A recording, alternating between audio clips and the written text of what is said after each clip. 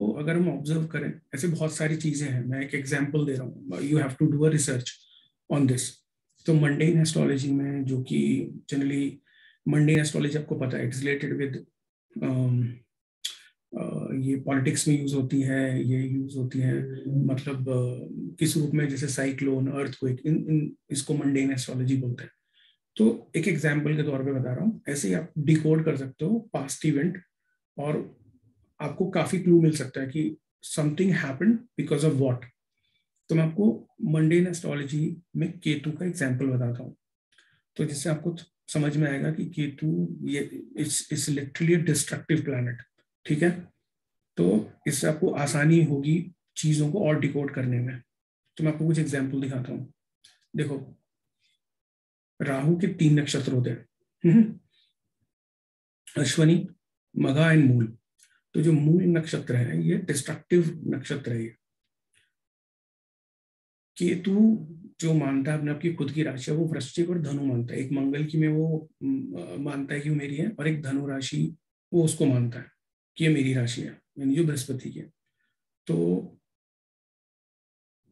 इसके अंदर कुछ एग्जाम्पल है कि जब केतु मूल नक्षत्र में था, तब ये इवेंट हुआ। जैसे अभी जो 2 साल पहले ये वायरस आउटब्रेक हुआ, तो केतु था वो किस में था, सेजिटेरियस साइन में था, धनु राशि में था। और इससे पहले जाओगे तो जब ट्विन टावर अटैक हुआ था, तो वो भी तब था जब केतु मूल नक्षत्र में था। जब एड्स आउटब्रेक हुआ 1983 में, तब भी वो धनु राशि में था। हिरोशिमा नागासाकी में जो एटम बॉम्ब डाला था, वो भी इवेंट तब हुआ था जब केतु मूल नक्षत्र में था। यानी कि ये जो केतु की प्रवृत्ति आपको मैं समझाने की कोशिश कर रहा हूँ, तो Ketu it's like a destructive planet. ठीक है, तो केतु की बुरी पोजीशन चार्ट में होना अलोन मतलब प्रॉब्लम क्रिएट कर सकती है बहुत ज्यादा। तो मंडेन एस्ट्रोलॉजी में जो मैंने इवेंट बताए, ऐसे ही if you want you can try to correlate other event. उस समय कोई ना कोई आप देखोगे कि कोई ना कोई पर्टिकुलर प्लैनेट किसी पर्टिकुलर नक्षत्र में होगा, किसी राशि में होगा, तो आप खुद भी अपनी इसमें रिसर्च कर सकते हैं। I have just given you some food for thought. ठीक है, आपको कोशिश की है मैंने कि कुछ इसका इस तरीके से बताऊं कि आप बाकी के और प्लैनेट जब कभी चाहो तो जीवन में इसमें अपने रिसर्च कर सकते हो, और मंडेन एस्ट्रोलॉजी में चाहो तो एक्सेल कर सकते हो, क्योंकि मंडेन एस्ट्रोलॉजी बहुत कम लोग करते हैं, क्योंकि डिफिकल्ट है, कॉम्प्लेक्स है।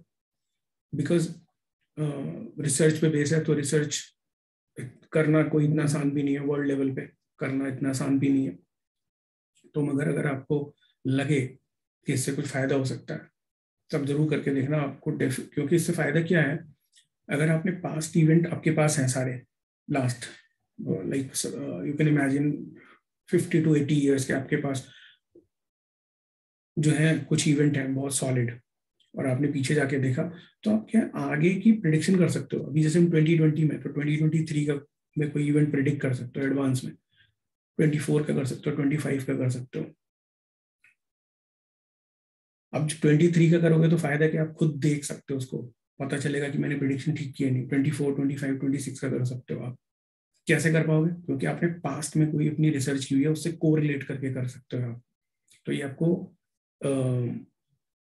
बेसिकली एक एक्स्ट्रा एज देगा, मतलब एस्ट्रोलॉजी में, और आपको ना चीजें और डिकोड करनी आ जाएंगी। अगर आपने पास्ट इवेंट को कोरिलेट कर लिया, तो फ्यूचर में जो होने वाला है पहले ही उसको प्रिडिक्ट कर सकते हो। तो कोई डिफिकल्ट नहीं है, it is just requires a little bit of hard work and research.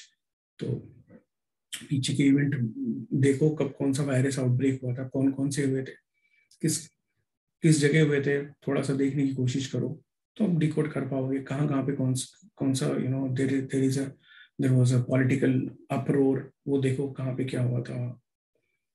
फिर धीरे धीरे धीरे आप उसको नेल डाउन कर सकते हो, और मतलब जो अपनी